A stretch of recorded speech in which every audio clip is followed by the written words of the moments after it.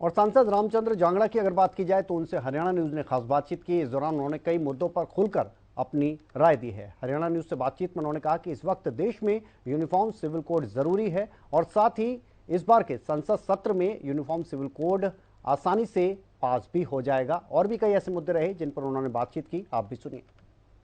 मौजूद हैं, कई अहम मुद्दों को लेकर बात करेंगे उनसे। सर, मानसून सत्र शुरू होने वाला है तो बीजेपी यूसीसी जो है वो लेके आने वाली है और कहीं ना कहीं जो अन्य राजनीतिक पार्टियां इसका विरोध करती हुई नजर आती हैं, कैसे देखते हैं? यूनिफॉर्म सिविल कोड आज देश के समय की ज़रूरत है और ये बहुत पहले लागू हो जाना चाहिए था। संविधान सभा जिस समय देश का संविधान तैयार कर रही थी उस समय भी ये मुद्दा देश के सामने आया था कि देश में यूनिफॉर्म सिविल कोड होना चाहिए, लेकिन कुछ लोगों ने उस समय विरोध किया। तो संविधान लागू करना समय की आवश्यकता थी, इसलिए उसको मूल तत्वों में ना लेकर नीति निर्देशक तत्वों में इसको ले लिया गया और ये संकल्प लिया गया कि देश धीरे धीरे यूनिफॉर्म सिविल कोड की तरफ बढ़ेगा, हम उसको लागू करेंगे। पीछे सरकारों ने कोशिश नहीं की। पंडित नेहरू के समय में जो है ना तुष्टीकरण की नीति चलती रही, उसके बाद अन्य कांग्रेस सरकारें आई, उनमें भी तुष्टीकरण की नीति चलती रही। वाजपेयी जी की सरकार बनी, वो 24 पार्टियों की संयुक्त सरकार थी, उसमें भी हमारे लिए यूनिफॉर्म सिविल कोड लागू करना कठिन था। लेकिन आज भारतीय जनता पार्टी लोकसभा में, राज्यसभा में पूरी तरह से बहुमत में है और देश की इस समय ये ज़रूरत है यूनिफॉर्म सिविल कोड।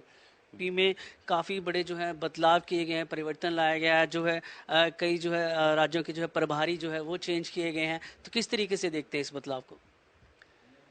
देखिए, ये एक निरंतर प्रक्रिया है। संगठन में भी बदलाव होते रहते हैं, सरकारों में भी बदलाव होते रहते हैं। आपने देखा गुजरात में चुनाव से पहले मुख्यमंत्री बदले गए, उत्तराखंड में चुनाव से पहले मुख्यमंत्री बदले गए, हमारे उसमें नॉर्थ ईस्ट में हमारे उसमें मुख्यमंत्री विप्लव देव थे पहले, तो वहाँ भी मुख्यमंत्री, त्रिपुरा में वहाँ पे मुख्यमंत्री बदले गए।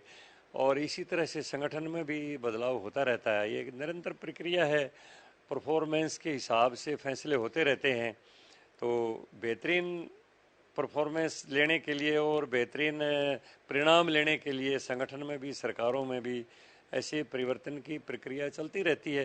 तो ये तो एक राष्ट्रीय जो हमारा नेतृत्व है, चाहे वो सरकार का है चाहे वो संगठन का है, वो निरंतर चिंतन मंथन सारा का सारा निरीक्षण करता रहता है। जहाँ भी उन्हें लगता है कि वहाँ पर परिवर्तन की आवश्यकता है वो करते रहते हैं और ये पार्टी के और सरकार के हमारे हित के लिए होता है। तो ये तो निरंतर प्रक्रिया है, मैं समझता हूँ।